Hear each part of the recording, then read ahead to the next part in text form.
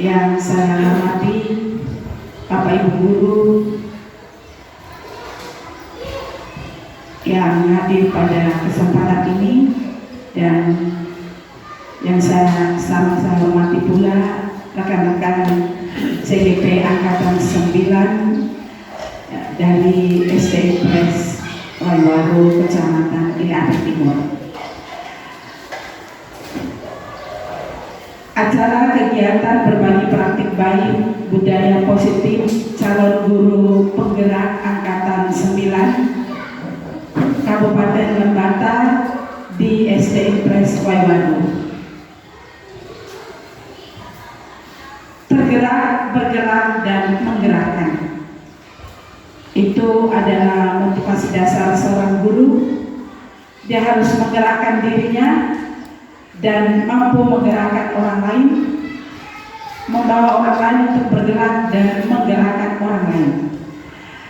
Ketika seseorang mulai tergerak dan menggerakkan orang lain, maka ia akan membagi energi positif sehingga orang lain juga turut tertular dan dapat berbagi praktik baik kepada komunitas yang dilayaninya, dalam hal ini lingkungan sekolah.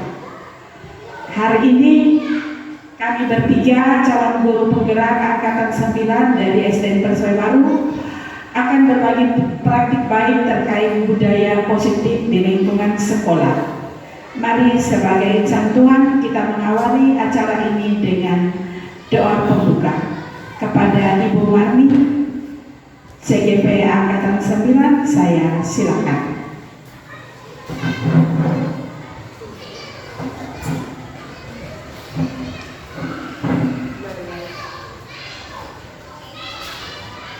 Marilah kita berdoa.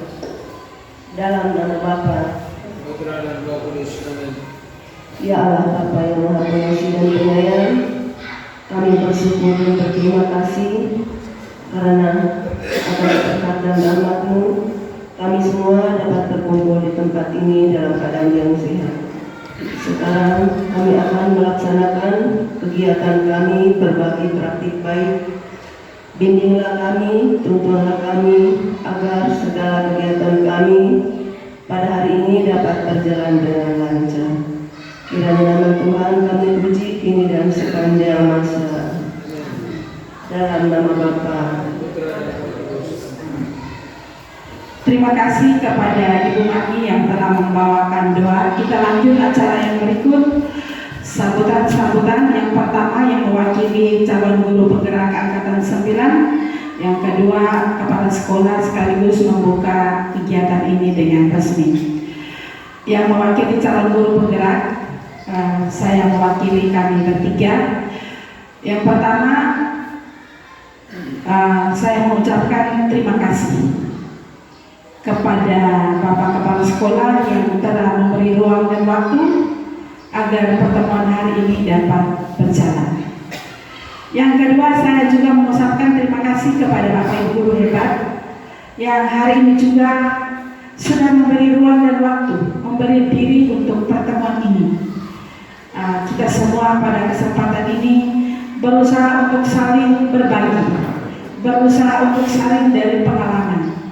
Apa yang kami dapat belum seberapa, tetapi budaya positif ini baiklah kita bagi, dan sedikit demi sedikit kita mulai mempraktekkan, paling kurang di kelas di mana kita asuh atau di sekolah tempat di mana kita mengabdi. Ke depan anak-anak yang kita impikan, mereka akan bertumbuh dan berkembang sesuai dengan harapan dan cita-cita yang dimimpikannya. Itu dibentuk dari lingkungan yang menghantar dia untuk menemukan kompetensi yang ada pada dirinya. Kita guru hanya bertugas sebagai penuntun, hanya bertugas sebagai pembimbing, dan kita diminta untuk boleh berhamba pada kepentingan anak. Ketika melaksanakan budaya positif, yang muncul adalah energi positif dalam diri kita. Dan hal itu dalam beberapa pekan terakhir ini secara pribadi saya sudah praktekkan. Itu saya rasa itu sangat luar biasa. Antusiasme anak dalam belajar itu meningkat. Tidak ada rasa takut terhadap guru dan tidak ada rasa bosan dan jenuh ketika mengikuti pembelajaran. Jadi saya praktekkan budaya positif, bagaimana mendisiplinkan mereka, tetapi melalui cara-cara mereka.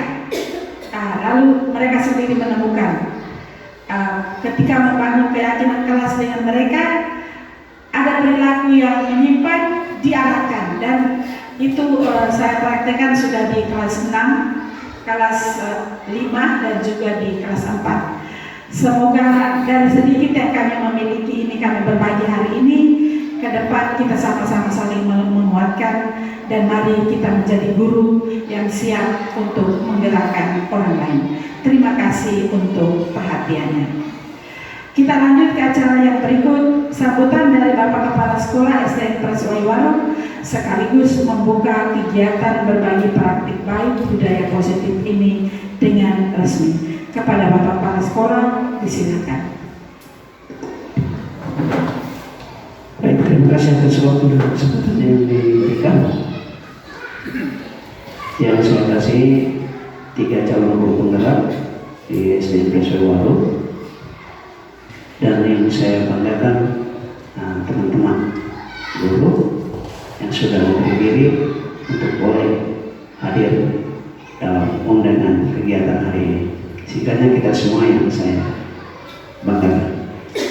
Pada tempat yang pertama, sekali lagi saya mengajak kita untuk menyatakan rasa syukur dan terima kasih kita kepada Tuhan, karena Tuhan masih memberikan kita kesempatan untuk boleh berkumpul bersama satu hari lagi dalam nuansa persaudaraan dan keluarga.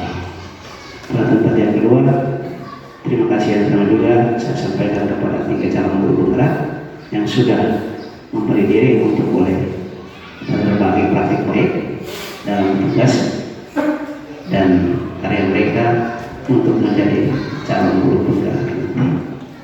Dan terima kasih yang sama untuk teman-teman guru yang sudah memberi waktu untuk seluruh rangkaian kegiatan ini. Di hari ini, seperti yang sudah disampaikan oleh Mbak Materi tadi, bahwa dalam kebersamaan kita ini, kita akan saling berbagi. Jadi kita tidak mendengarkan ilmu dari si A, si B, atau si C, tapi kita saling berbagi. Untuk itu, harapan saya, mari kita mantapkan kesempatan yang sebaik mungkin, walaupun dalam waktu yang relatif singkat, tapi kita coba memberi diri semestinya, sehingga dalam kebersamaan ini kita saling berbagi hal baik dalam budaya positif yang berhubungan dengan proses pembelajaran di kelas. Jadi itu inti pertemuan kita hari ini, di mana kita saling berbagi. Jadi tidak ada si A yang menjadi materi belakang, tapi kita semua punya tugas fungsi kedudukan yang sama, di mana dalam pertemuan kita ini kita saling berbagi. Jadi mari saya mengajak kita sekalian hari pada kesempatan ini kita boleh memberi diri semestinya untuk bisa berbagi hal positif yang sepanjang ini telah kita alami, kita lewati bersama dalam tugas dan karya kita sebagai guru. Jadi mungkin itu harapan saya, tidak berpanjang kata. Saya mohon izin Tuhan tanggal 10 pertama saya membuka seluruh kegiatan kita hari ini, kegiatan berbagi praktik baik budaya positif di SDN Preswaiwaro untuk kegiatan guru praktik guru penggerak ini. Hari ini Jumat tanggal 26 Oktober 2023 dinyatakan dibuka dan resmi. Terima kasih. Baik, kita beri aplaus satu kali lagi untuk Bapak Kepala Sekolah SDN Preswaiwaro. Terima kasih Bapak telah membuka kegiatan ini. Selanjutnya kita ke pembahasan materi. Kami ada 3 orang. Setianya itu 1 orang harus membawakan semua materi, tetapi karena pertimbangan waktu dan juga kesempatan kita bersama, maka kami bertiga berbagi materi untuk disampaikan pada kesempatan ini. Jadi kami ada Pak Gradus Badan Manut, Ibu Maria Fatimah Lumumba, dan Ibu Gertrudis Sedikya Pripin. Yang pertama berbagi Pak Gradus Badan Manut, waktu dan kesempatan diberikan. Lagi saya mengucapkan rasa hormat saya, Bapak Ibu Guru, selamat pagi semua. Sebelum saya melakukan penjelasan tentang diseminasi budaya positif, pertama-tama patut kita panjatkan puji dan syukur kepada Tuhan Yang Maha Kuasa, karena pada pagi hari ini kita semua berkumpul di ruangan ini dalam keadaan yang sehat walafiat. Bapak Ibu,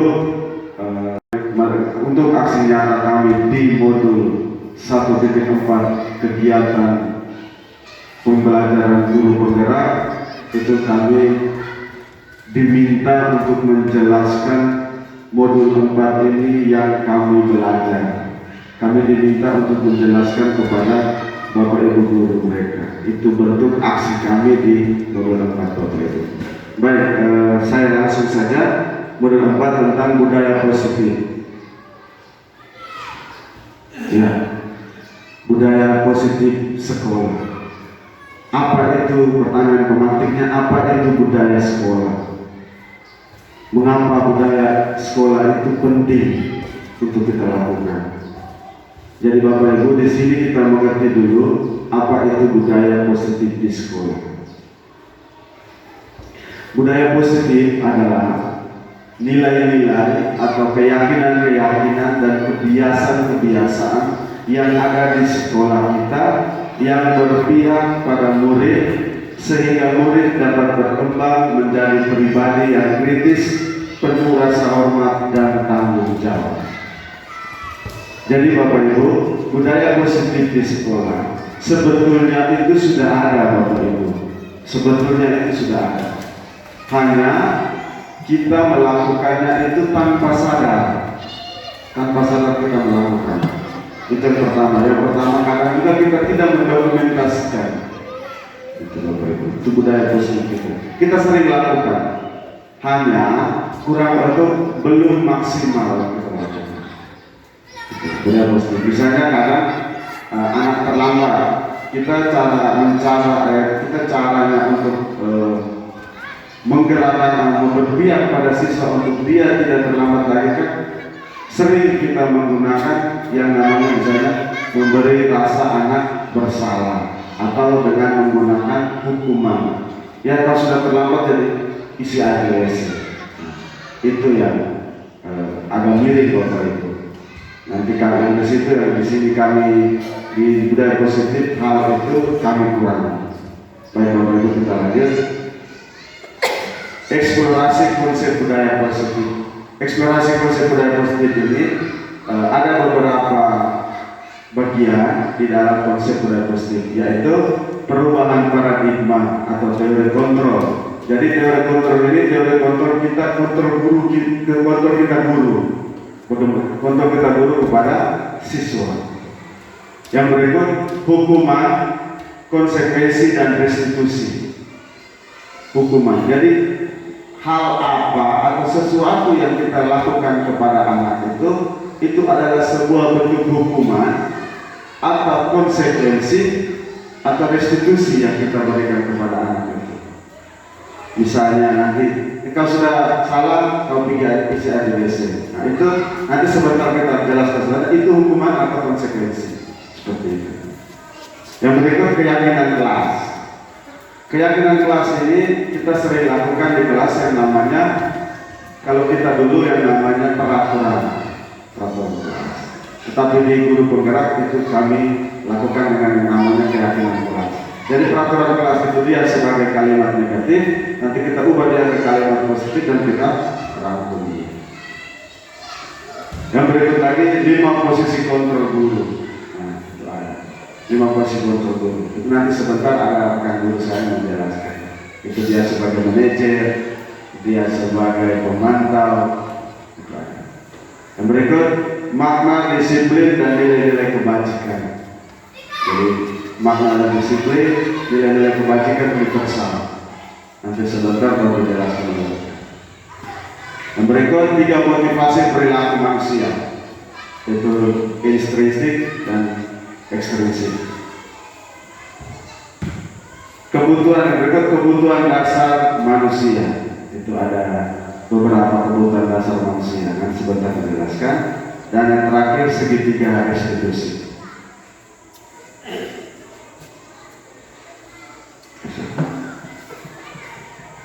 Baik Bapak Ibu, sebelum kita melanjutkan ke materi selanjutnya, saya minta 2 orang ini ada cerita, ada percobaan. Gitu. Saya minta 2 orang, yang satu sebagai teman A dan yang satu sebagai B.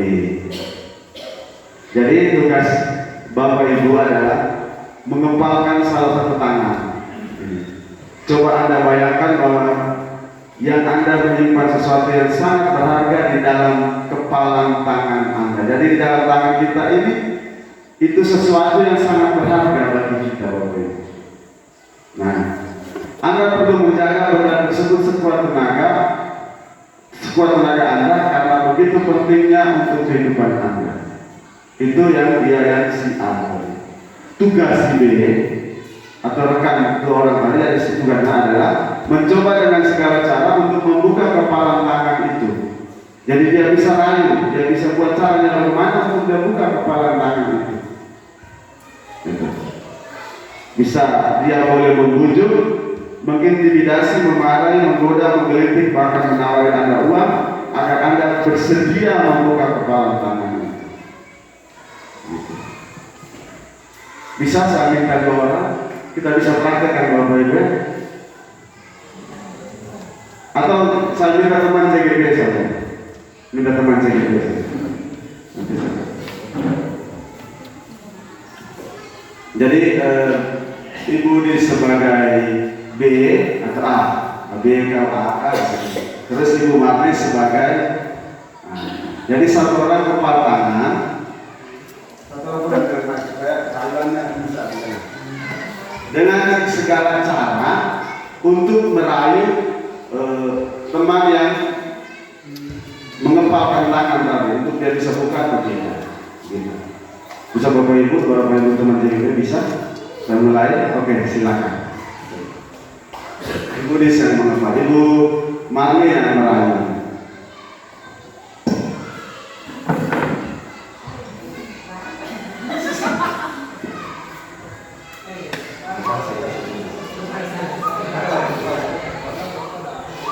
Ayo teman, kenapa ada apa di dalam sini?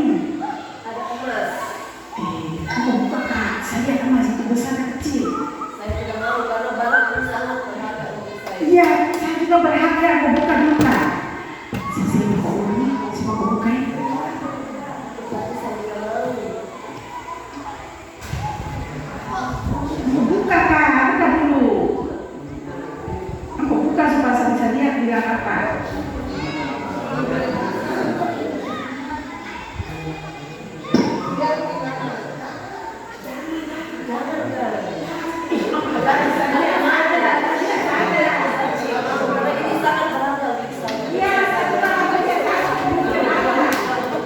Oke Bapak Ibu, jadi seperti itu. Apa maknanya buat kita Bapak Ibu ini? Apa maknanya dari yang diperagakan teman JGP itu? Begini Bapak Ibu, fungsi kontrol kita, fungsi kontrol yang sudah dalam itu hanya kita sendiri yang memenangkan diri kita Bapak Ibu. Tidak ada orang lain yang mengontrol. Kita sendiri yang kontrol kita punya diri Bapak Ibu. Jadi tidak ada orang lain yang bisa mengontrol diri kita. Begitu juga orang lain.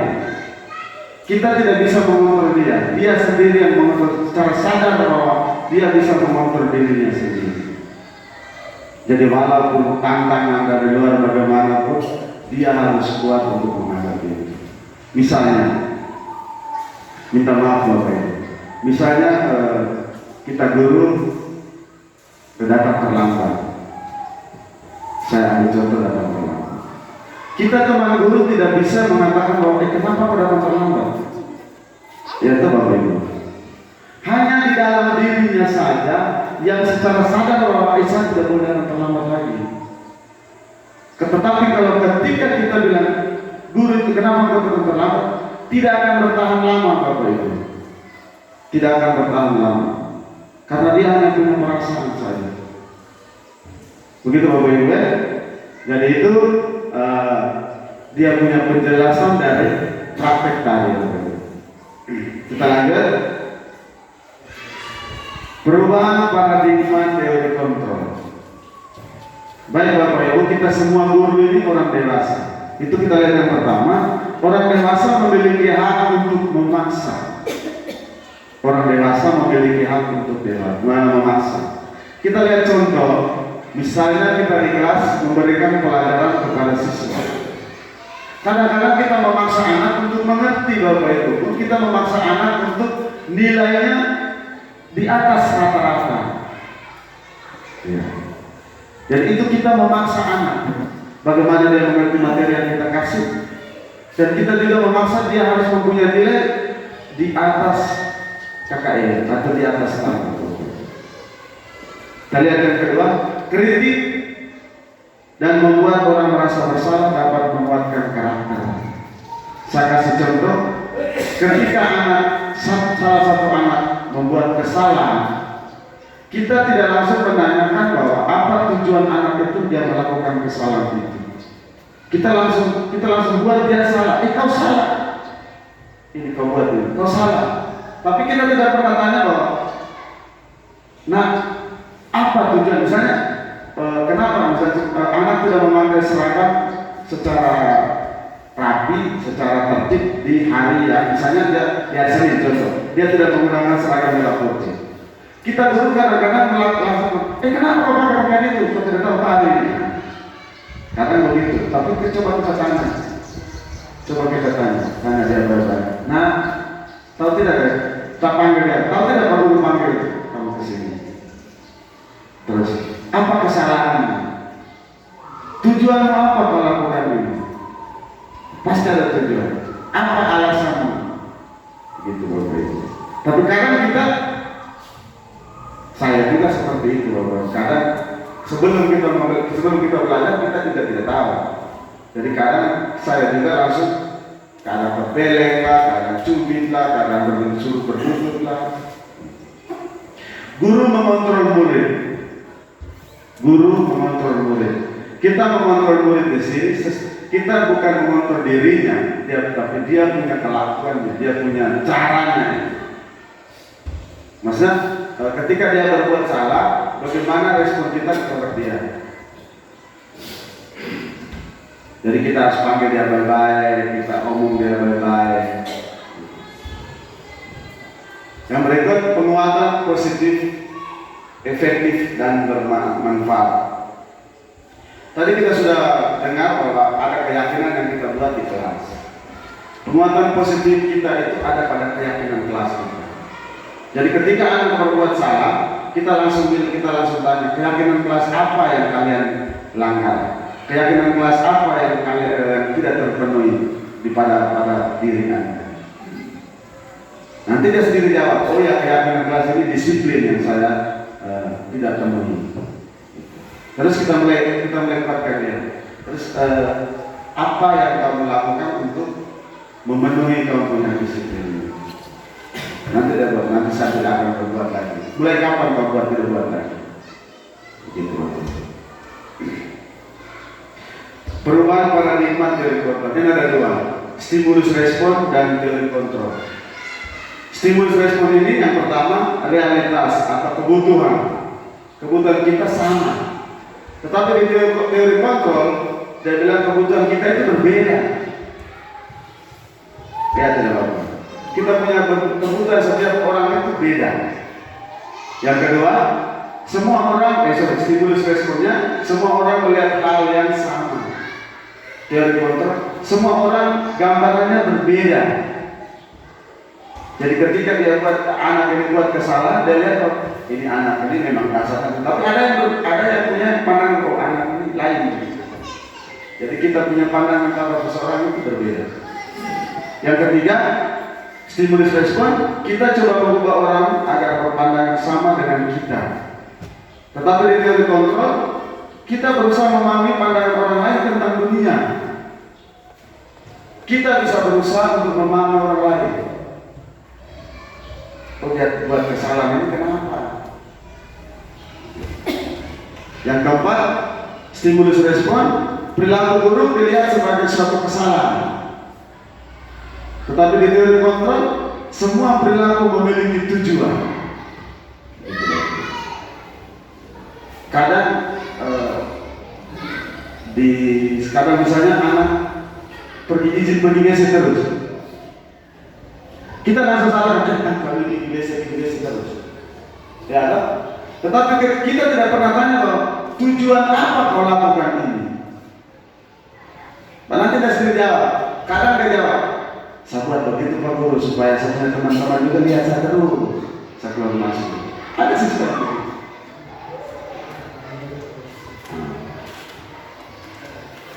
Ada yang datang terlambat, kita tanya, tujuan apa datang terlambat? Ada yang bilang supaya apa? Saya mau, kadang bilang supaya saya mau guru guru saya. Yang berikut nomor 5, orang lain bisa mengontrol saya, itu stimulus respon. Tetapi di teori kontrol dia bilang hanya Anda yang bisa mengontrol diri Anda. Jadi di teori kontrol dia kontrol kita sebagai guru, hanya kita sendiri saja yang bisa mengontrol diri kita, tidak ada orang lain yang mengontrol kita. Yang keenam, yang keenam, saya bisa mengontrol orang lain.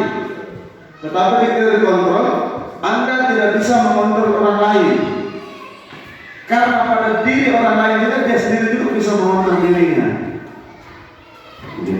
Yang berikut nomor 7, model berpikir menang atau kalah. Jadi saya berpikir sama menang atau kalah. Nanti di teori kontrol berpikir menang-menang. Jadi dia juga merasa menang, kita juga merasa menang.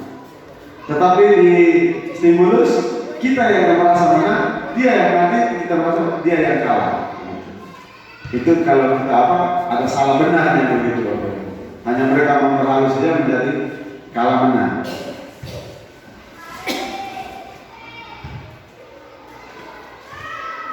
Baik, kita lihat makna disiplin. Makna disiplin dan nilai-nilai kebijakan. Bapak pendidikan kita, Ki Hajar Dewantara, mengatakan bahwa di mana ada kemerdekaan, disitulah harus ada disiplin yang kuat. Sungguh pun disiplin itu bersifat self-disiplin, yaitu kita sendiri yang mewajibkan kita dengan sekeras-kerasnya. Tetapi itu sama saja, sebab jikalau kita tidak cakap melakukan self-disiplin, wajiblah penguasa lain mendisiplinkan kita. Dan peraturan demikian itulah harus ada di dalam suasana merdeka. Bisa ya Bapak Ibu, jadi kalau kita tidak cakap dalam melakukan, berarti pasti ada atau wajiblah penguasa lain yang mendisiplinkan kita. Itu pasti ada orang lain atau pasti ada orang yang di atas kita yang mendisiplinkan kita. Itu pendapat dari Bapak pendidikan kita, Ki Hajar Dewantara. Makna disiplin dan nilai kewajiban yang diungkapkan oleh dia menyatakan bahwa arti dari kata disiplin berasal dari bahasa Latin disiplina, yang artinya belajar. Kata disiplin berasal dari akar kata yang sama dengan disiplin atau murid, pengikut. Untuk menjadi seorang murid atau pengikut, seorang harus paham betul alasan mengapa mereka mengikuti suatu aliran atau ajaran tertentu, sehingga motivasi yang terbangun adalah motivasi intrinsik, bukan ekstrinsik. Jadi motivasi yang dari dalam, bukan dari luar. Itu disiplin Bapak. Seorang yang memiliki disiplin berarti mereka bisa bertanggung jawab terhadap apa yang dilakukannya, karena mereka mendasarkan tindakan mereka pada nilai-nilai kebajikan universal. Ya. Nilai-nilai kebajikan universal itu apa itu? Beriman, bertakwa kepada Tuhan, berakhlak mulia. Ini sesuai dengan formula pelajar Pancasila ya Bapak Ibu. Itu beriman, bertakwa kepada Tuhan Yang Maha Esa, berakhlak mulia, bermandiri, bernalar kritis, bineka global, bergotong royong dan kreatif. Jadi itu sesuai nilai-nilai kebajikan universal yang sesuai dengan profil pelajar Pancasila. Nah, ini penjelasan disiplin positif. Disiplin positif merupakan salah satu cara penerapan disiplin yang bertujuan untuk menumbuhkan kesadaran serta memberdayakan murid untuk melakukan sesuatu tanpa ada ancaman, hukuman, atau penghargaan. Jadi kita memberdayakan murid untuk melakukan sesuatu tanpa adanya ancaman, hukuman, atau penghargaan. Itu yang kita mesti. Jadi tidak ada. Kalau kita mendisiplinkan seseorang, itu kita tidak perlu kasih dia penghargaan. Kadang kita mengakali atau kita membuat siswa misalnya, pagi harus sapu ya, nanti besok Pak Guru kasih gula-gula. Itu nanti akan melakukan sesuatu itu berdasarkan nanti apa yang dia mau dapatkan. Jadi ketika gula-gula itu sudah tidak ada, maka dia tidak akan lakukan.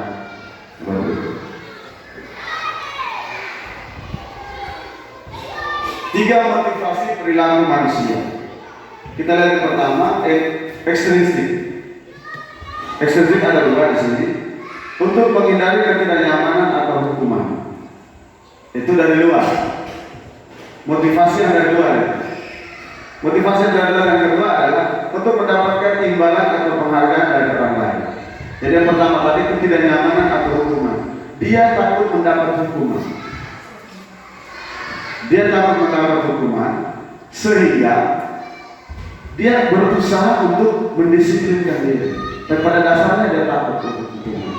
Yang kedua, untuk mendapatkan imbalan penghargaan dari orang lain. Macam tadi saya bilang, ketika kita bilang begini, besok semua harus dapat waktu ya, supaya Pak Guru kasih kamu gula-gula. Pada saat dia berbuat disiplin, itu dia hanya menginginkan sebentar dia mendapatkan apa? Mendapatkan hadiah, mendapatkan penghargaan. Tetapi ketika itu semua sudah tidak ada, maka dia tidak akan melakukan.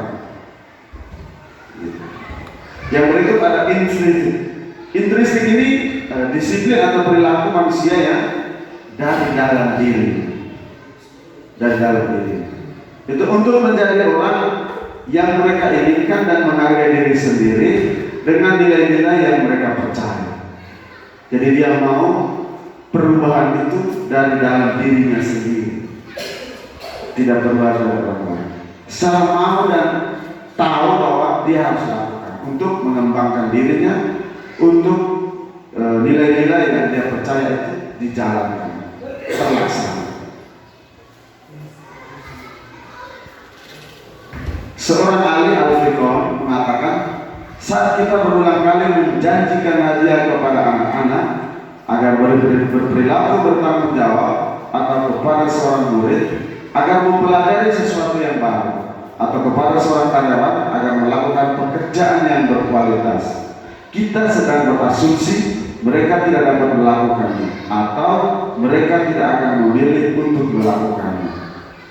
Ini dia bilang, kalau kita menjanjikan hadiah kepada karyawan atau kepada anak-anak yang berperilaku bertanggung jawab, itu kita sedang berasumsi bahwa mereka tidak dapat melakukan, tapi mereka akan paksakan dirinya untuk dilakukan karena dia mau apa yang dia dapat tadi. Dia tidak bisa, tapi dia harus paksa untuk bisa. Baik Bapak Ibu,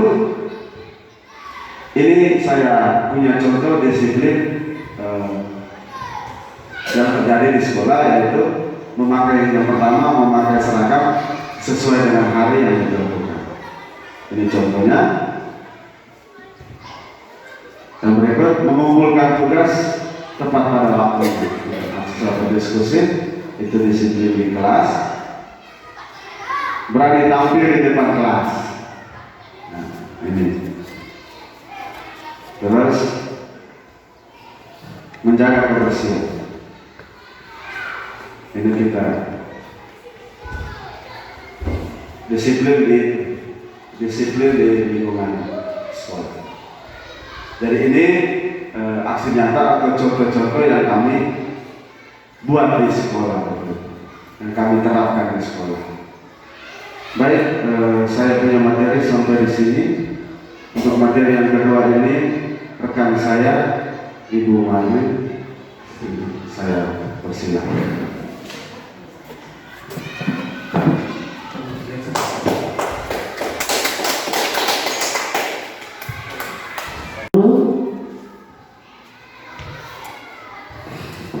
Materi yang saya akan bawakan yaitu hukuman, konsekuensi, dan restitusi.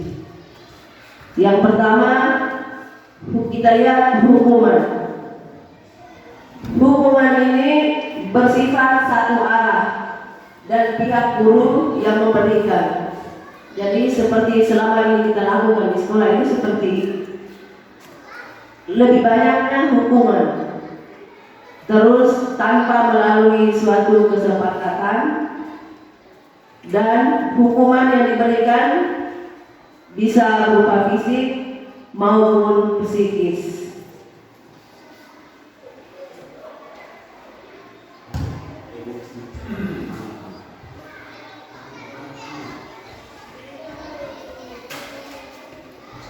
Yang berikut konsekuensi. Konsekuensi ini merupakan akibat dari perbuatan. Jadi anak sudah tahu, misalnya anak berbuat salah, dia sudah tahu akibat apa yang dia akan hadapi karena sudah disepakati bersama. Terus murid tidak nyaman untuk jangka waktu pendek dan berdasarkan suatu data yang umumnya bisa dihukum.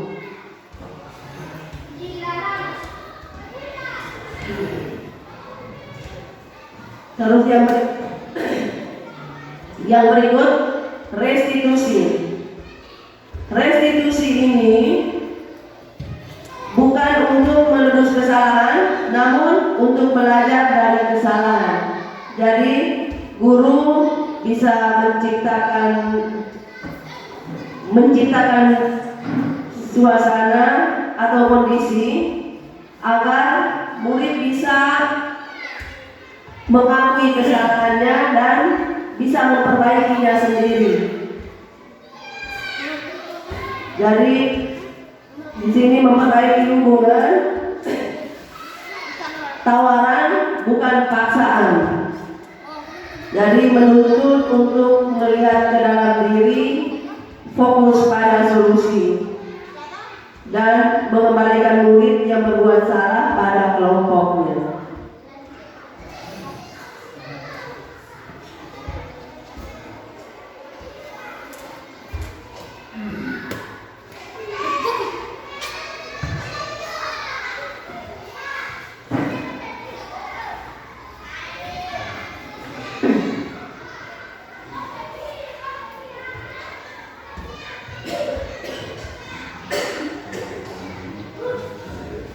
Berikut ada contoh-contoh pertanyaan. Jadi tadi kita sudah lihat hukuman, konsekuensi, dan restitusi. Jadi di sini ada pertanyaan yang pertama, mencatat 100 kali di dalam buku kalimat, saya tidak akan terlambat lagi karena terlambat ke sekolah. Jadi ini menurut Bapak Ibu. Pertanyaan nomor 1 ini termasuk penghukuman, konsekuensi, atau restitusi.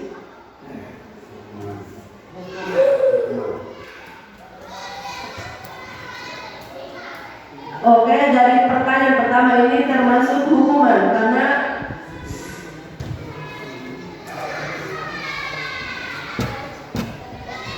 Di sini disuruh untuk mencatat 100 kali di dalam buku kalimat.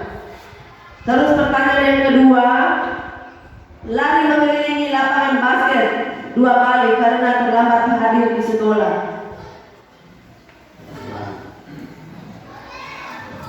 Ini termasuk hukuman juga. Terus membersihkan coretan yang dibuatnya di meja tulis. Ini menurut Bapak Ibu, membersihkan coretan yang dibuatnya di meja tulis. Ini termasuk hukuman, konsekuensi atau eksekusi? Iya, ini merupakan konsekuensi. Anak harus menerima akibat atas perbuatannya. Terus pertanyaan yang keempat, murid diminta untuk push up 15 kali karena tidak menggunakan masker ke sekolah. Iya, ini termasuk hukuman. Terus pertanyaan yang kelima, menggantikan kertas tugas teman yang telah dicoret-coret. Iya, ini termasuk konsekuensi. Terus bertemu di lapangan basket pukul 12 siang karena mengobrol dengan teman. Ini termasuk hukuman.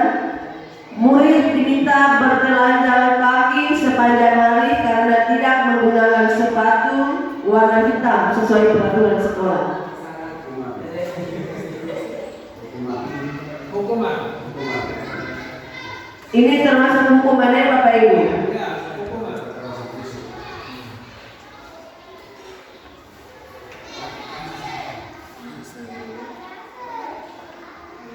Ada lagi contoh pertanyaan, berdiri di depan kelas sambil mengangkat kaki satu karena tidak bisa menjawab pertanyaan.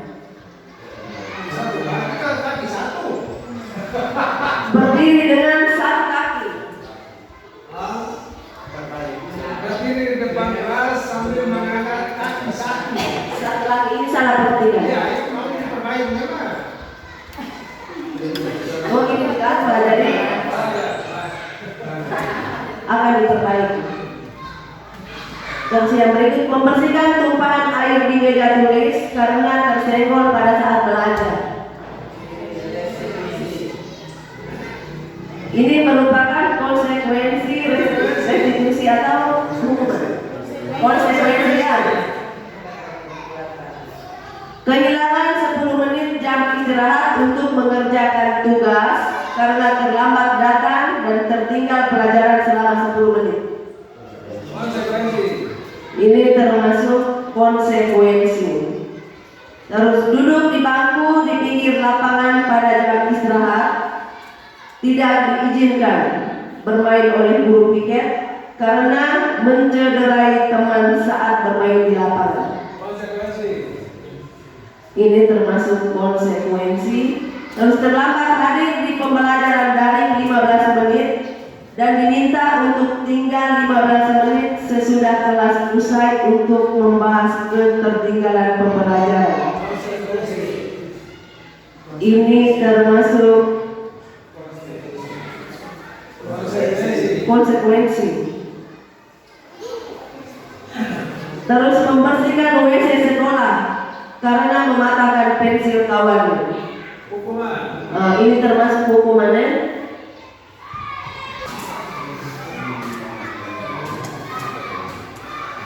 Dihukum oleh penghargaan. Penghargaan yang pertama, penghargaan tidak efektif. Jadi misalnya anak kita berhukum dengan menggunakan penghargaan, itu menurut Bapak Ibu itu baik atau tidak?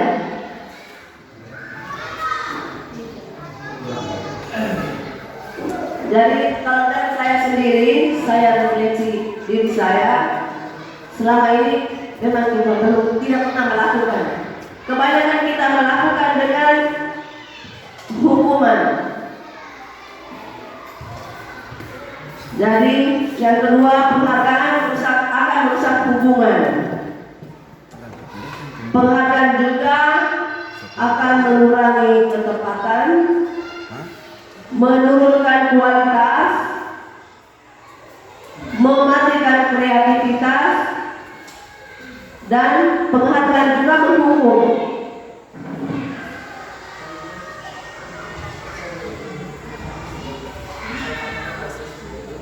Berikut dihukum oleh penghargaan.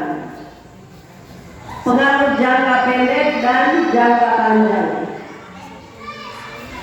Penghargaan efektif jika kita menginginkan seseorang melakukan sesuatu yang kita inginkan dalam jangka waktu pendek.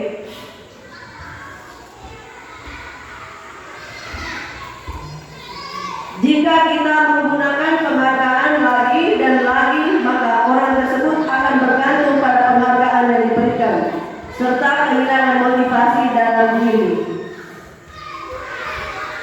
Jika kita mendapatkan penghargaan untuk melakukan sesuatu yang baik, selain kita senantiasa berharap mendapatkan penghargaan tersebut, maka kita pun menjadi tidak menyadari tindakan baik yang kita lakukan. Jadi, misalnya saya kasih contoh saja seperti di dalam kelas, di dalam kegiatan pembelajaran. Misalnya kita terus memancing dengan penghargaan, terus dikasih penghargaan sehingga anak ini dia bisa menjawab. Berarti kemauan dari dalam diri anak untuk mau tahu itu tidak ada. Anak ingin tahu hanya karena untuk mau dapat hadiah tadi.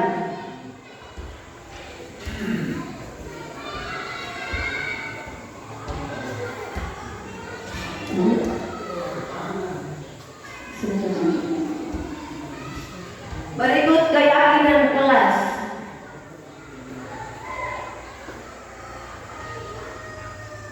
Kenapa keyakinan kelas?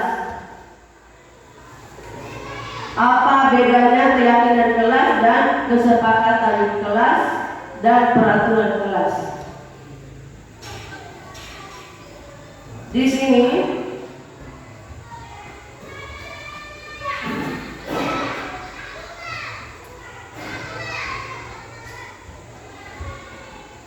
keyakinan kelas ini,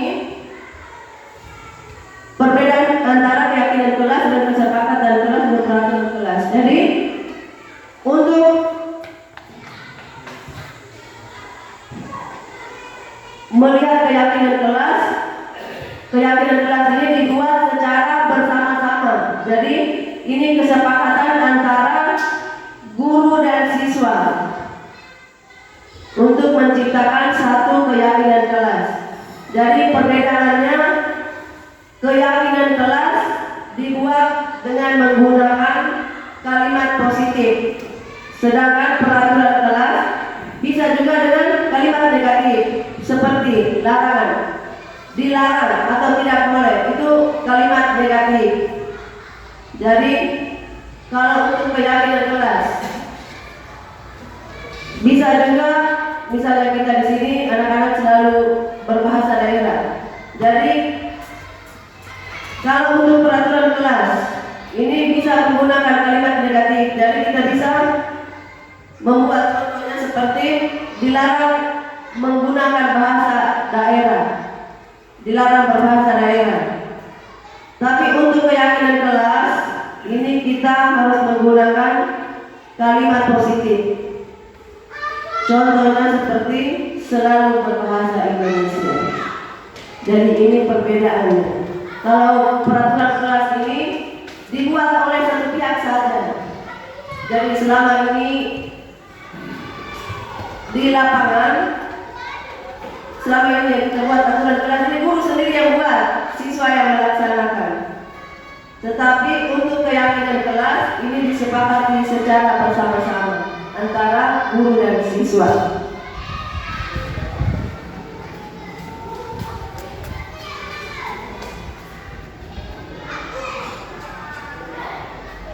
Keyakinan kelas atau kesepakatan kelas. Jadi sebelum kita munculkan keyakinan kelas, kita buat kesepakatan kelas terlebih dahulu.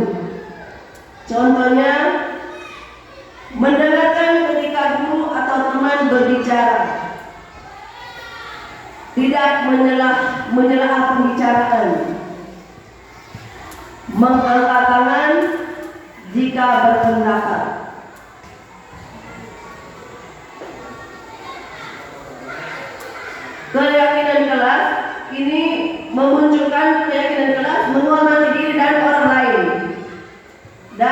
saling menyayangi. Terus, kesepakatan kelas, datang dan pulang tepat waktu,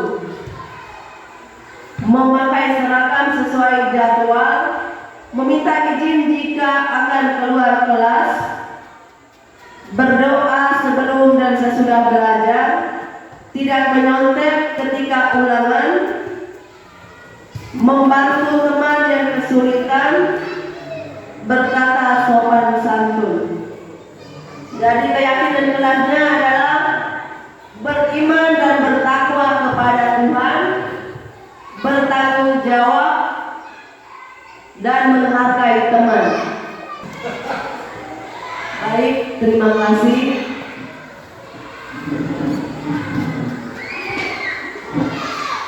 Materi saya sampai di sini. Saya kembalikan ke teman CGP, Ibu Kartulis.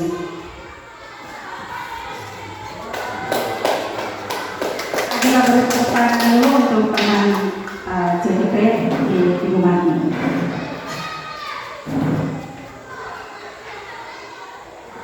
Saya akan membawakan materi 5 kebutuhan dasar manusia, 5 posisi kontrol guru, dan segitiga restitusi. Dari saya ada 3 materi itu yang akan saya sampaikan pada kesempatan ini.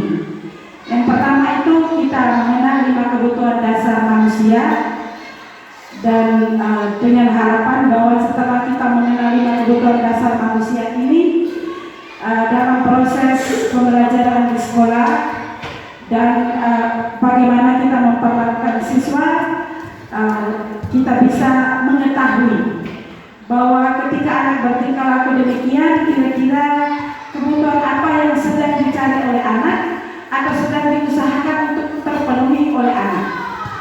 Ketika kita sudah mengenal 5 kebutuhan dasar manusia ini, maka budaya positif yang dicita-citakan itu akan bertumbuh, berkembang baik di sekolah ini. Baik, kita coba melihat 5 kebutuhan dasar manusia itu pada umumnya dibagi menjadi 2, yaitu kebutuhan fisiologis dan kebutuhan psikologis. Kebutuhan fisiologis itu hanya 1. Di bagian yang pertama itu kebutuhan bertahan hidup. Bertahan hidup itu adalah kebutuhan yang bersifat fisiologis seperti makanan, rumah, kesehatan. Itu adalah masuk dalam kebutuhan untuk bertahan hidup. Sedangkan kebutuhan psikologis ada 4. Itu yang pertama, kebutuhan akan cinta dan kasih sayang. Saya kembali ke kebutuhan bertahan hidup dulu. Kita di sekolah kadang kita mendapatkan anak yang datang dengan kondisi muka pucat atau lemah. Itu barangkali kita mesti mencari tahu, mungkin kebutuhan pokok fisiologisnya itu belum terpenuhi. Jangan sampai anak dari rumah dia tidak makan, atau anak ketika pergi sekolah itu dia punya kondisi fisik itu ada terganggu, ada sakit, tapi karena hari ini ada undangan jadi dia terpaksa harus datang. Ketika anak datang dengan kondisi ini, maka pemenuhan kebutuhannya itu diharapkan guru dapat memperhatikan dengan seksama. Berikut kebutuhan akan cinta dan kasih sayang. Kebutuhan ini akan ada hubungannya dengan koneksi sosial, saling memberi dan menerima, dan kebutuhan itu menjadi baik untuk menjadi bagian dari satu kelompok. Ambil contoh, dalam satu kelas ada sekian anak, misalnya contoh 10 anak, tetapi ada satu anak itu dia selalu menyendiri. Dia selalu menyendiri, dia tidak suka bergabung dengan yang 9 orang anak. Ketika kita membagi tugas kerja kelompok, juga dia bilang, Ibu, saya mau melakukan pekerjaan kelompok sendiri saja, saya kerja sendiri saja, saya tidak mau bergabung dengan mereka. Kebiasaan itu pasti kita tuh langsung marah. Kok kenapa tidak mau bergabung dengan teman-teman? Engkau ada kekurangan apa Pak? Tetapi barangkali kita menggali, mungkin dia menyendiri, bagian kelompok yang 9 orang tadi itu mungkin melakukan sesuatu yang dia butuhkan tapi tidak terpenuhi. Dia membutuhkan perhatian, dia membutuhkan kasih sayang, tetapi tidak dia dapat dari kelompok itu. Berikut kebutuhan akan penguasaan.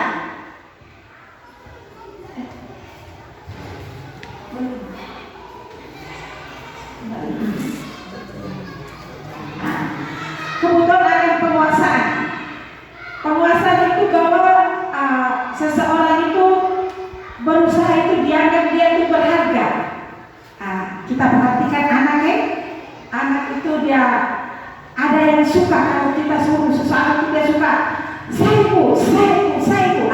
Saat itu sebenarnya dia sedang menunjukkan kekuasaannya bahwa saya mau dianggap berharga oleh orang-orang dalam kelas atau oleh bapak dan ibu guru saya. Atau orang yang sedang membutuhkan penguasaan itu dia bisa membuat sebuah perbedaan. Dia bisa membuat sebuah pencapaian yang di luar ekspektasi kita. Lalu dia mampu, dia punya kompetensi itu diakui, dia mampu, dia itu dihormati. Kita di dalam kelas juga memperhatikan kita punya anak. Ada anak tertentu yang kadang itu dia mengeksplor dirinya untuk supaya dihormati, diakui oleh teman, itu kadang tuh secara negatif. Di sini peran kita untuk mengembalikan dia kepada penguasaan yang membawa kebajikan universal. Jadi boleh penguasaan itu boleh engkau dapatkan, tetapi cara mencapainya harus dengan cara-cara yang positif. Jadi tidak bisa supaya dia dikenal dia brutal dengan teman-teman, pukul teman, sering merampok teman punya barang. Saat itu sebenarnya itu ada kebutuhan yang sedang diusahakan untuk terpenuhi. Tapi kita tadi langsung kita langsung tempeleng, langsung hukum dia berlutut. Itu situasi yang kita jalani selama ini. Maka anak sebenarnya kita mesti mengerti bahwa dia sedang mencari jati dirinya, mencari penguasaan atas dirinya. Kita lanjut. Berikut kebebasan. Kebutuhan akan kebebasan ini dia ingin mandiri, memiliki pilihan dan mampu mengandalkan cara hidupnya. Kemudian dia perlu banyak bergerak, suka mencoba-coba, tidak terpengaruh dengan orang lain dan senang mencoba hal yang baru. Di dalam kelas, kadang kita guru itu maunya tuh anak itu tertib. 1, tangan di atas, 2, lurus ke depan, 3, duduk sempat. Itu berlaku untuk kita selama ini. Padahal tipe anak itu mungkin dia tuh suka bergerak, dia mau jalan ke sana kemari sambil guru mengajar. Tinggal kita arahkan dia saja, tidak perlu bilang, duduk. Berarti kita sedang tidak memenuhi dia punya kebutuhan akan kebebasan. Tetapi kebebasan dalam hal ini mesti dikontrol karena pembelajaran itu tujuannya harus tercapai. Berikut kadang tuh anak suka mencoba hal yang baru. Beri satu tugas, kebebasan memilih, baru dia lakukan sendiri. Jadi tidak perlu selalu tertutup dari seorang guru. Lalu kebutuhan akan dia perlu banyak bergerak. Tadi contoh dari TGP Pak Ahmad tadi, anak itu tidak lama kita mengajar, dia bilang, ibu, saya tuh izin ke belakang dulu ya, saya ke WC. Tidak lama dia pulang, 5 menit kemudian, ibu, saya tuh izin lagi dulu ya, minum air.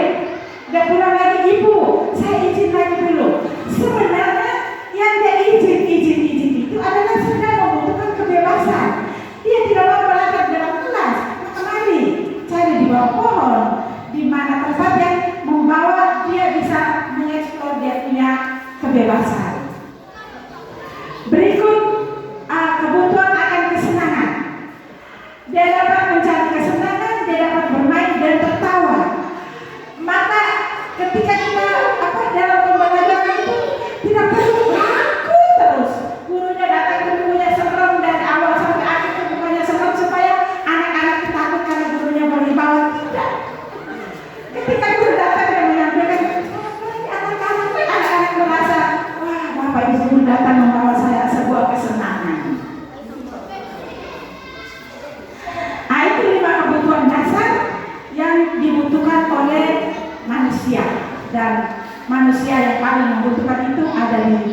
sekolah ini. Ini kita coba mengidentifikasi tingkah laku ini. Bimo seorang anak kelas 1, selalu berlari keluar kelas menuju jalan raya di depan sekolahnya yang ramai dengan kendaraan. Tingkahnya membuat Bu Guru Bu Ani bingung dan seringkali lari mengejarnya. Ada beberapa kemungkinan jawaban yang akan diberikan Bimo. Identifikasi kebutuhan yang dipenuhi oleh Bimo itu jika respon Bimo seperti pada kolom-kolom di bawah ini. Yang pertama kita lihat, Bimo bilang, aku bosan belajar mewarnai terus di dalam kelas. Kira-kira kebutuhan nomor 1 ini Bimo sedang berusaha untuk mencari kebutuhan apa? Tadi kita sudah di atas ya tentang 5 kebutuhan dasar itu. Bimo membutuhkan kebebasan saja, dia tidak mau membaca dalam kelas. Dia mau mewarnai tapi dia akan bebas. Oke. Yang kedua, aku senang bermain kejar-kejaran dengan Bu Guru. Seru. Kira-kira kebutuhan apa yang sedang diusahakan untuk dipenuhi oleh Bimo? Aku senang dia butuh akan kasih sayang Ibu Guru. Kalau saya lari, Ibu Guru kejar saya. Ibu sayang saya. Jadi Ibu selalu kejar saya. Berikut, Ibu kejar aku karena Ibu Guru sayang aku. Itu juga sama kebutuhan akan kasih sayang. Aku hebat kan? Bisa bikin Bu Guru kejar aku. Itu kebutuhan apa yang sudah terpenuhi?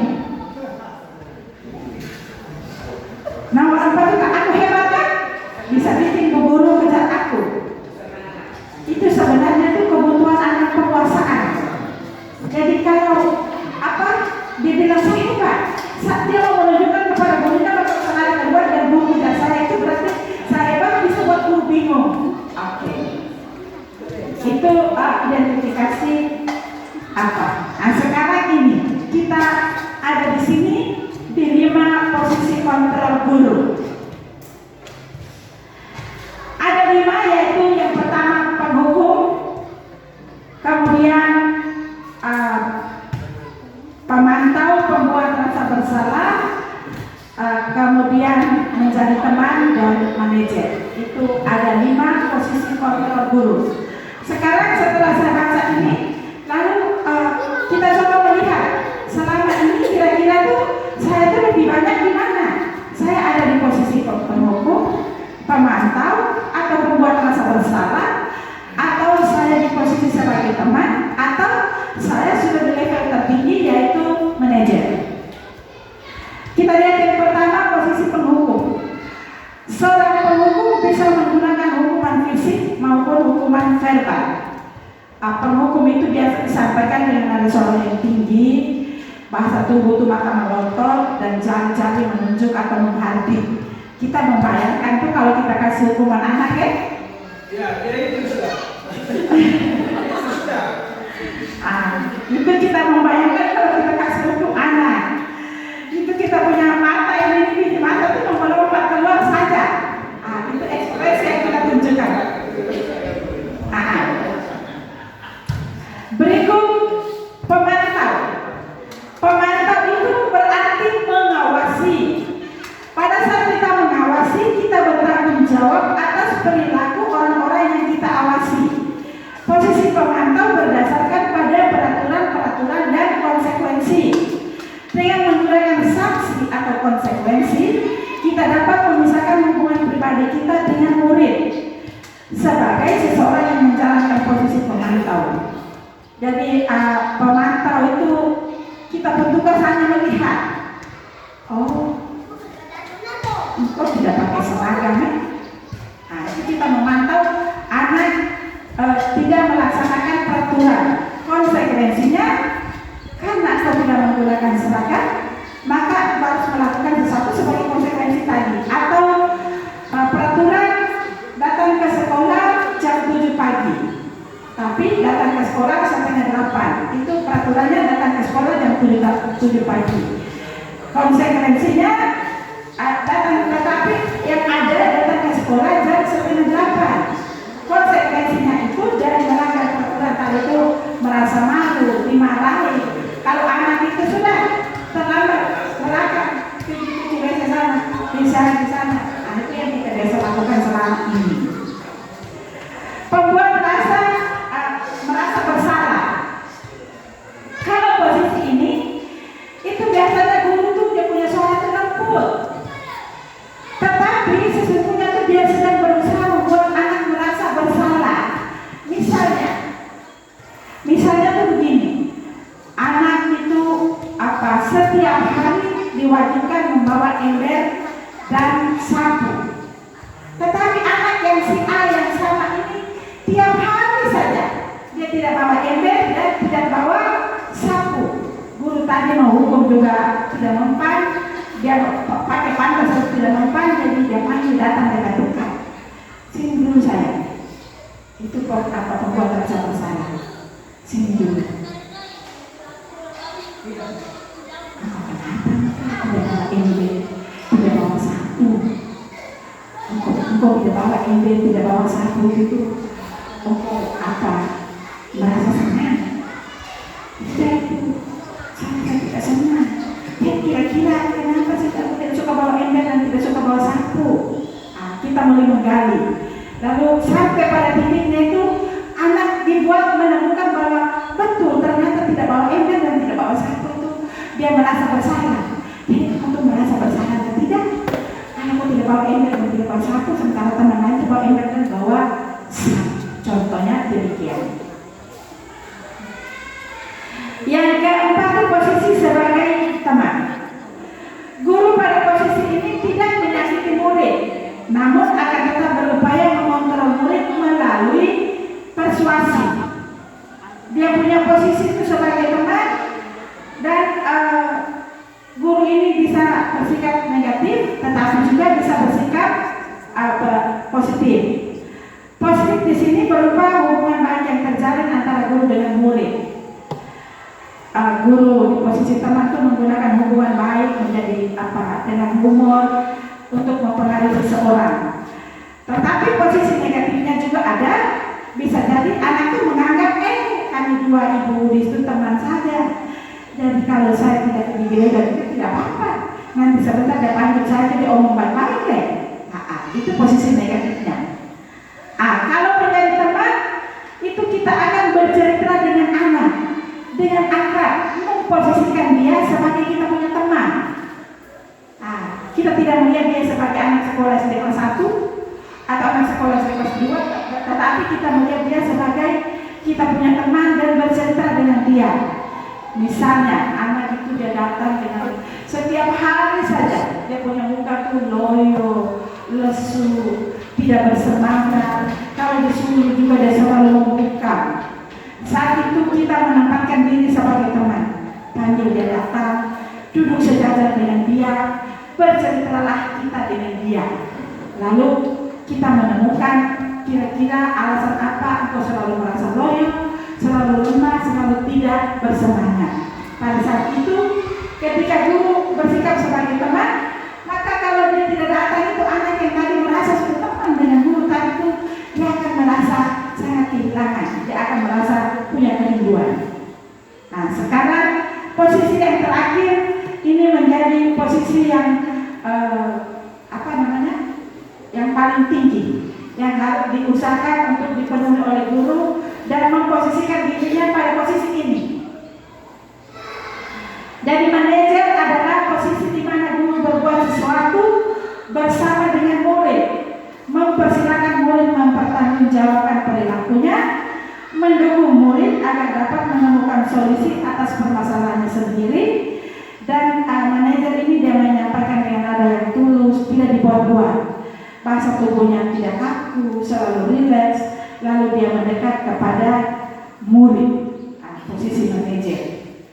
Di posisi manajer ini itu kita menggunakan pola restitusi tadi, menguatkan karakter anak. Jadi posisi manajer itu menggunakan pola restitusi, menguatkan karakter anak. Jadi kita akan membangun hubungan baik. Lalu misalnya anak itu melakukan kesalahan, kita minta dia mempertanggungjawabkan dia punya perilaku yang salah itu. Kemudian kita mendukung dia untuk menemukan solusinya, keluar dari permasalahannya sendiri. dan kita coba menghantar dia kembali kepada kelompoknya dengan karakter baru yang lebih kuat. Nah, ini 5 posisi kontrol guru tertingginya manajer. Berikut materi saya yang terakhir, yaitu segitiga restitusi. Kita mesti mengetahui dulu apa itu restitusi. Restitusi adalah proses menciptakan kondisi bagi murid untuk memperbaiki kesalahan mereka sehingga mereka bisa kembali kepada kelompok mereka dengan karakter yang lebih kuat. Itu restitusi.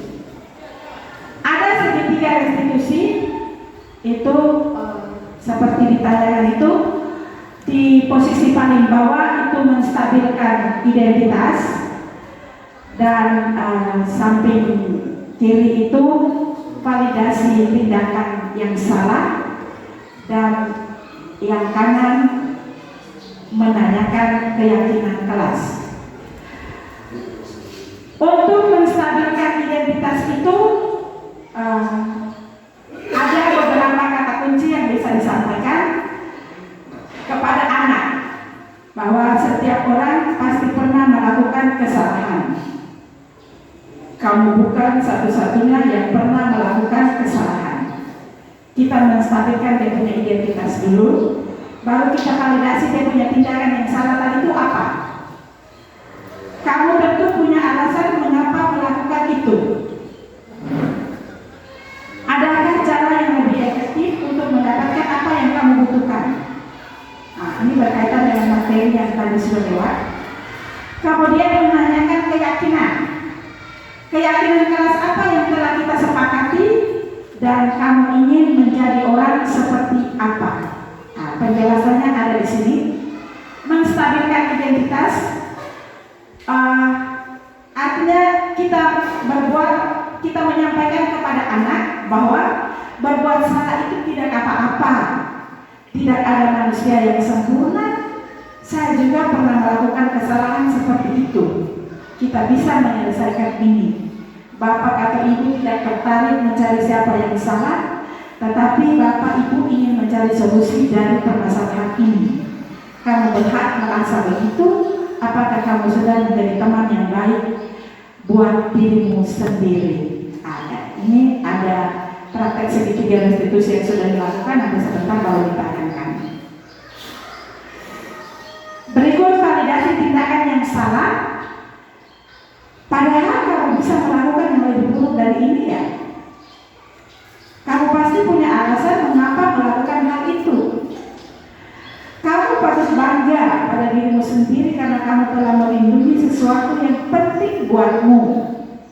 Kamu boleh mempertahankan sikap itu, tetapi kamu harus menambah sikap yang baru. Ini beberapa tindakan yang dapat dilakukan oleh guru ketika memvalidasi tindakan anak yang salah.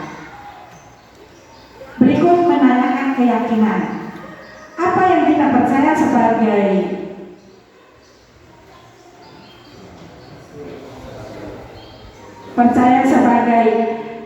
warga kelas atau satu keluarga? Kira-kira apa nilai umum yang telah kita sepakati bersama? Apa bayangan kita tentang kelas kita yang ideal?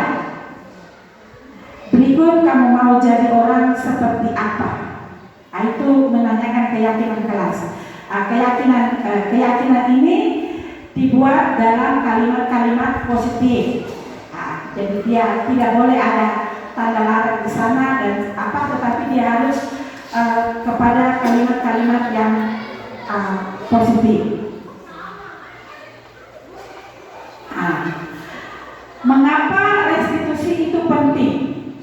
Yang pertama, bahwa ketika kita menggunakan yang bukan restitusi, maka dia akan menguras energi kita.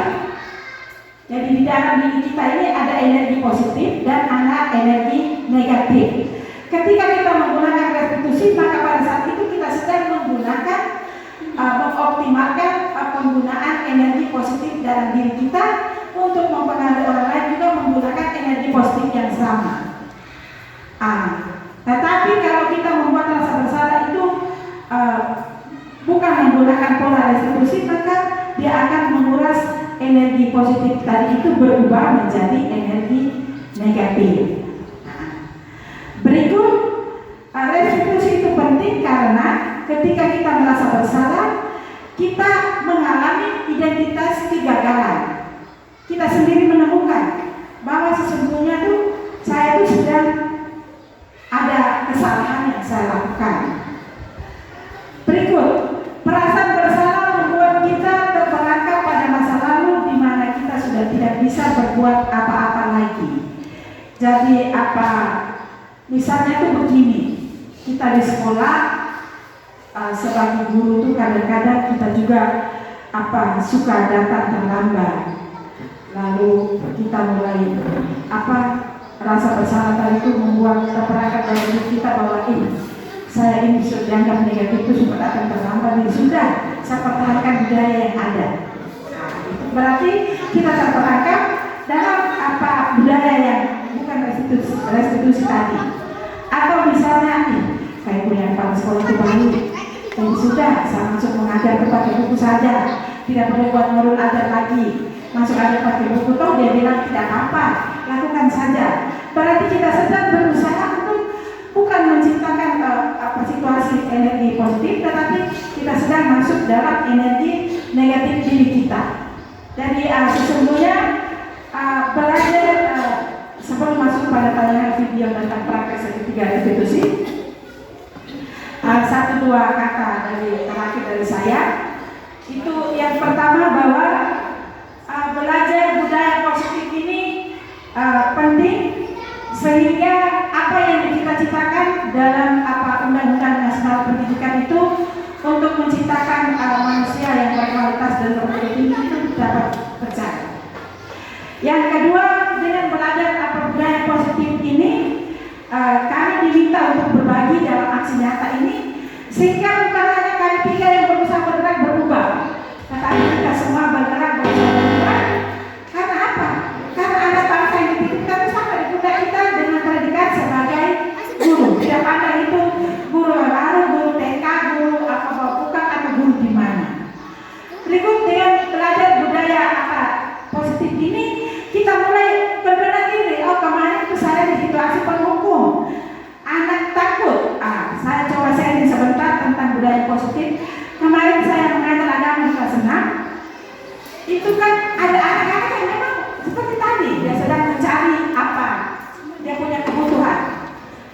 Jadi saya bilang sudah, sekarang itu saya mencoba praktekkan budaya positif, disiplin positif di dalam kelas ini dengan menggunakan kebajikan universal. Karena kebetulan mereka sudah buat keyakinan kelas bersama dengan Pak Arman. Jadi waktu pembelajaran itu ada beberapa anak yang dia sibuk tulis PR yang diberikan oleh guru kelasnya. Dia sibuk tulis catat dengan buku banyak. Saya biarkan dia catat. Anak bisa belajar, dia sibuk tusuk, dia bertenang, saya biarkan. Sesudah itu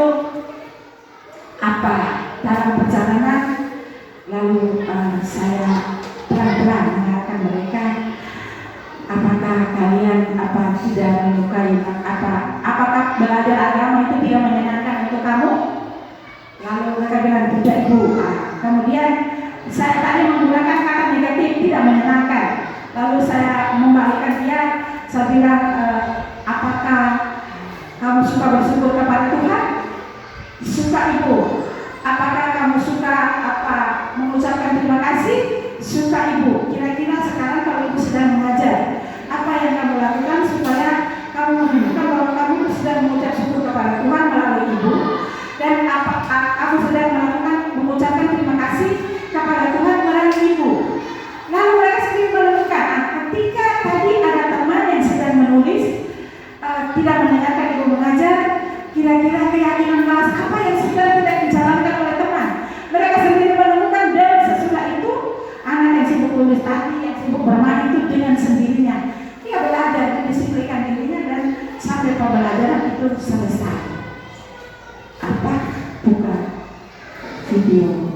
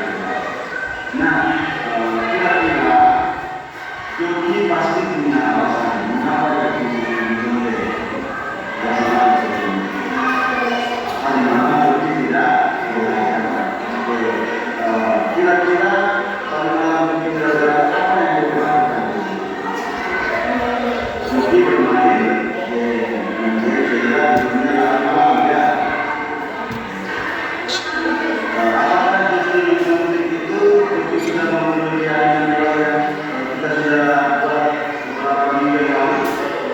Belum. Keyakinan kelas apa yang dibilang? Jujur. Keyakinan kelas apa itu? Jujur. Nah, kira-kira yang tadi apa itu akan dilakukan itu tidak diturunkan lagi.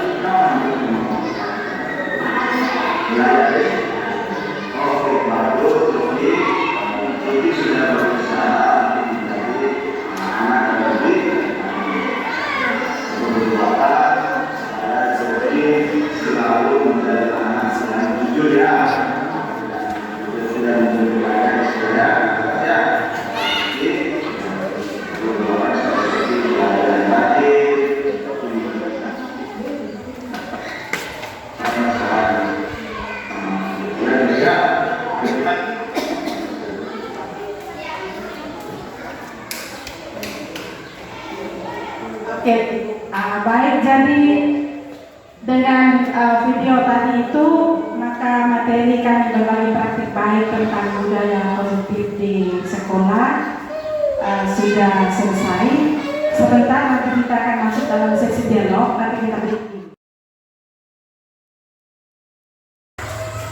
Baik, selamat pagi anak-anak. Apa kabar hari ini? Luar biasa. Baik, perlu lakukan supaya kamu semangat pagi ini ya. Belum makan dari rumah?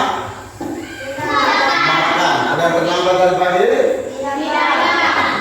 Baik anak-anak, hari ini kita mau membuat keyakinan kelas kita. Guru mau tanya, ada yang tahu apa itu keyakinan kelas? Anak-anak, ya, silakan. Peraturan yang akan dilakukan di kelas. Masih ada yang lain? Ada? Tidak ada. Oke, baik. Jadi keyakinan kelas itu, di sini keyakinan kelas itu, kita mau membuat apa yang kamu mau di dalam kelas kita ini. Apa yang kalian mau untuk kita buat dalam kelas ini. Misalnya, tidak boleh datang terlambat. Tapi keyakinan kelas itu disiplin. Kita harus isi dalam, harus memakai sepatu, berarti itu harus bersih dan rapi. Jadi anak-anak, hari ini kita mau membuat keyakinan kelas kita. Bisa toh? Bisa toh. Bisa tidak? Bisa toh. Oke. Sekarang, jadi apa yang kalian mau supaya kita lakukan? Misalnya jangan datang terlambat tadi. Harus memakai sepatu sesuai dengan hari yang ditentukan. Harus memakai seragam yang kita sudah ada aturan di sekolah. Jadi keyakinan kelas kita di sini, kita tidak boleh menggunakan kalimat negatif. Kita harus menggunakan kalimat positif. Guru kasih contoh. Misalnya, kalau di peraturan itu jangan membuang sampah di sembarang tempat. Begitu toh? Kalau keyakinan kelas berarti kita harus tulisnya jagalah kebersihan. Jagalah kebersihan. Misalnya si Rista memukul ini, mana ini? Berarti kalimat positifnya apa? Saling mengasihi, saling menyayangi, saling menghormati. Harus memberi salam kepada guru, berarti harus saling menghargai. Jadi kita buat kalimat, kita buat keyakinan kelas kita buat keyakinan kelas kita supaya kita saling atau kita sama-sama melaksanakan keyakinan kelas kita. Bisa ya? Oke, sekarang Pak Guru bagikan sticky note-nya, kamu tulis, nanti sebentar satu-satu menempelkan kalimat di keyakinan itu masing-masing menempelkan di papan tulis untuk kita lihat keyakinan kelas apa saja yang kita mau di dalam kita punya kelas. Bisa? Nanti sebentar di sticky note tulis dengan nama ya. Oke.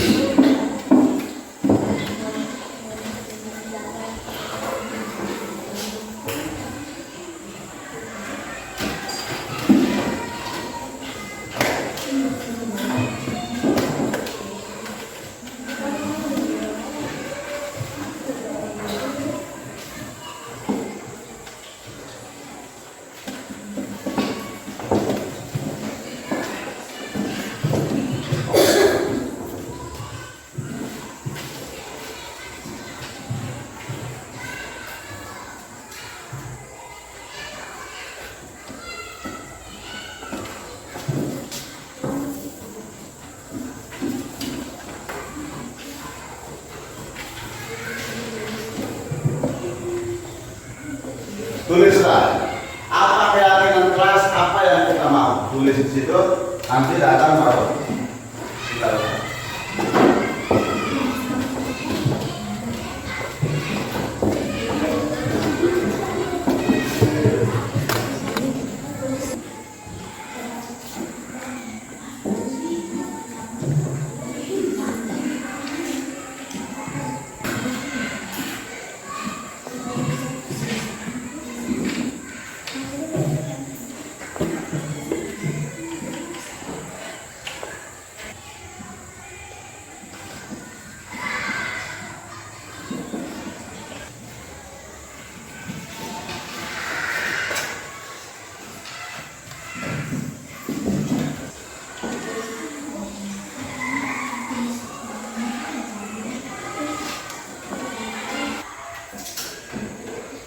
Sudah?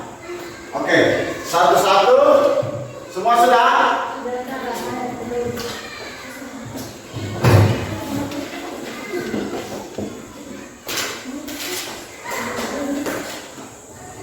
Semua sudah? Sudah? Oke, sekarang satu-satu Pak Guru minta satu-satu untuk maju dan menempelkan sticky note-nya di papan tulis. Kita tempelnya di sini saja, sehingga ini sebentar kita tulis, kita punya kesepakatan. Batas di sini.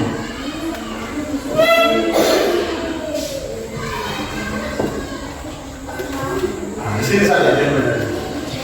Bisa? Oke, maju sudah. Satu-satu. Maju, ayo.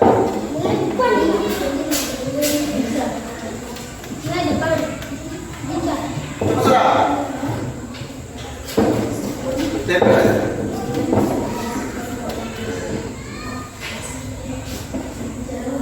Ya. Berikut.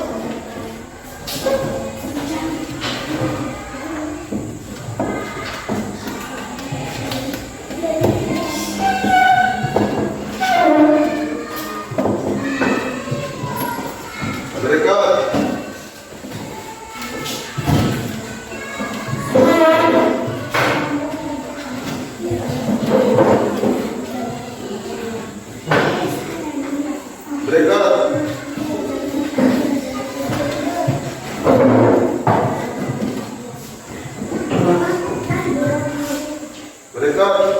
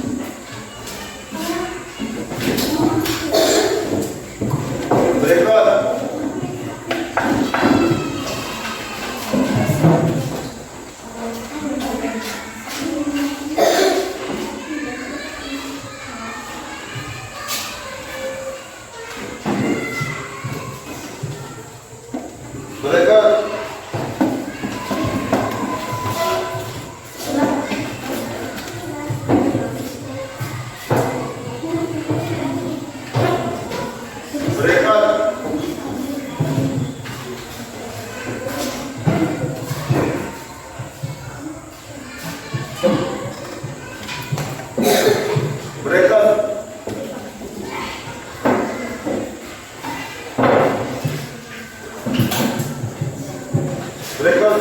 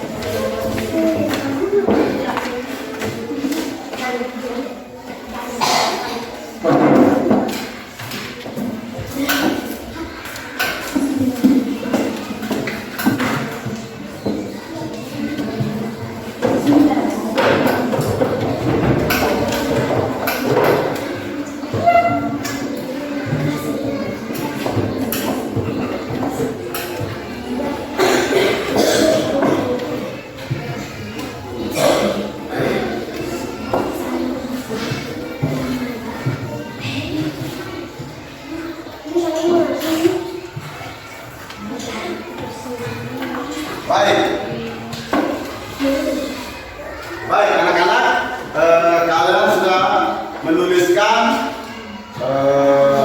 keyakinan-keyakinan kelas masing-masing. Sekarang kita lihat, mungkin ada keyakinan kelas yang sama, kita bisa merangkum untuk menjadikan kita punya keyakinan di kelas untuk kita jalankan bersama. Baik, kita lihat yang pertama. Ini, kita lihat yang sama dulu. Kalau yang sama kita coba deh. Boleh? Sekarang buanglah sampah pada tempatnya. Sampah pada tempatnya. Kita coba satu ya. Bisa karena sampah sama-sama ya. Oke, satu. Ini apa ini? Saling menyayangi, tepat waktu, saling menolong, kebersihan kelas. Nah, ini kita coba karena dia masuk ke kebersihan. Coba. Saling menolong. Nah, sudah ini satu. Coba. Rapi bersih, kebersihan lagi nih. Coba. Kebersihan lagi. Membersihkan halaman. Saling mengasihi, jujur. Oke, menyontek. Kebersihan. Ya. Tersisa. Ini kebersihan lagi ini. Oke. Jadi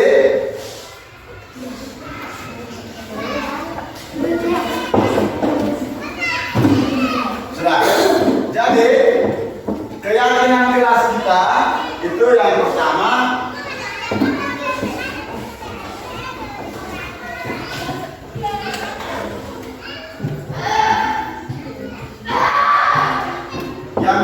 itu adalah menjaga kebersihan.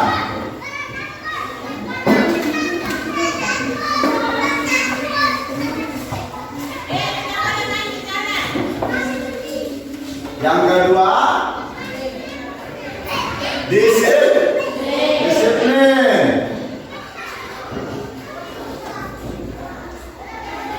Yang ketiga, jujur.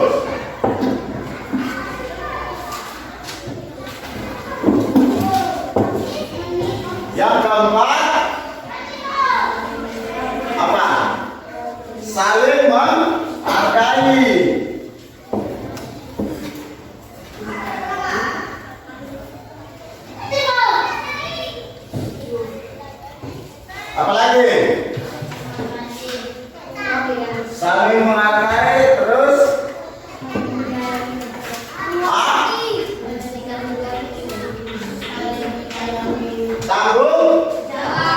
tanggung jawab.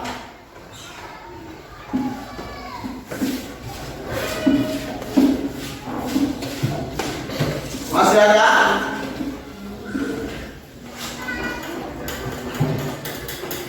Sopan.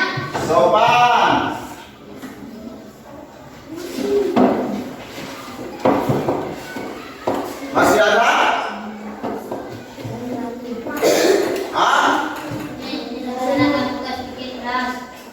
Saling menolong.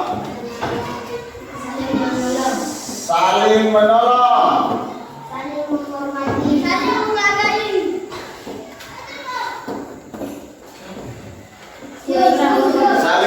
Sudah? Yang berikut adalah rajin ke sekolah. Baik. Jadi ini keyakinan kelas kita. Keyakinan kelas. Ada berapa? 7 keyakinan kelas kita. Baik anak-anak. Jadi nanti sebentar Pak Guru print, Pak Guru tempelkan di bisa ya? Sampai di sini saja kita punya keyakinan kelas. Nanti sebentar ditempelkan di ini.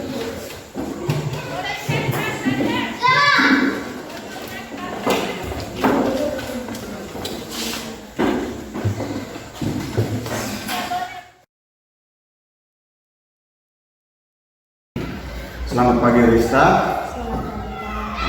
Rista tahu mengapa Pak Guru panggil Rista ke sini? Apa tadi Rista berangkat ke sekolah jam berapa? Jam 7.30. Rista tahu di sekolah kita masuk jam berapa? Jam 7.30. Nah, kira-kira Rista berangkat dari rumah jam 7.30. Di sekolah kita masuk jam 7.30. Apakah Rista sudah datang tepat waktu? Belum. Nah, setiap manusia pernah melakukan kesalahan itu. Itu adalah manusiawi ya Rista ya. Pak Guru juga pernah melakukan kesalahan. Misalnya datang ke sekolah terlambat dan masuk kelas juga terlambat. Kalau di sini Pak Guru tidak mencari siapa yang salah. Namun di sini kita sama-sama memecahkan solusi supaya Rista tidak terlambat lagi ya Rista ya. Nah, kira-kira pasti Rista punya alasan mengapa Rista datang terlambat. Alasan apa? Oh, bangun kesiangan. Nah, mengapa Rista bangun kesiangan? Semalam main game sampai larut malam ya, main game sampai larut malam. Nah, apakah Rista datang terlambat itu sudah memenuhi keyakinan kelas kita? Belum. Nah, keyakinan kelas apa yang Rista belum memenuhi atau Rista langgar ini? Disiplin. Nah, langkah-langkah apa yang Rista lakukan agar Rista tidak terlambat lagi ke sekolah? Tidak bangun kesiangan lagi. Tidak main game lagi dan tidurnya jangan kemalaman ya Rista ya. Terus kapan Rista mau laksanakan itu? Mulai besok. Oke, bagus Rista sudah berusaha menjadi yang lebih baik. Pak Guru doakan agar Rista selalu menjadi anak yang selalu mematuhi peraturan sekolah. Terus dulu ya Rista ya. Oke, baik.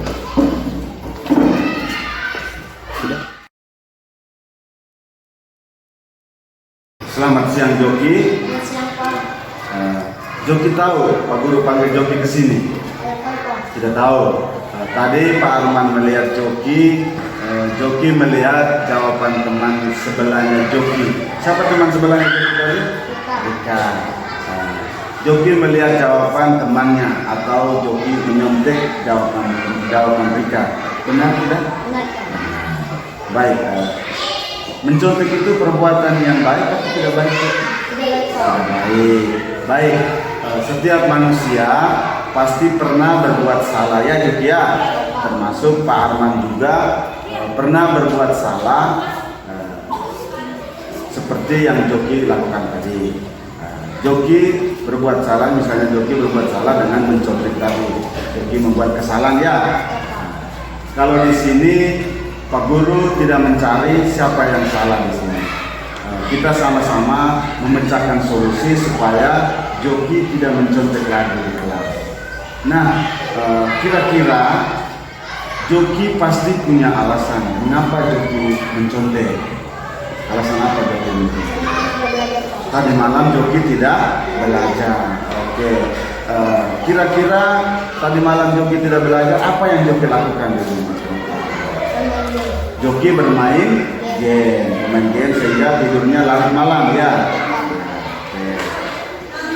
Apakah Joki menyontek itu Joki sudah memenuhi keyakinan kelas yang kita sudah buat beberapa minggu yang lalu?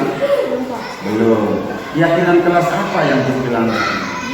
Jujur. Baik.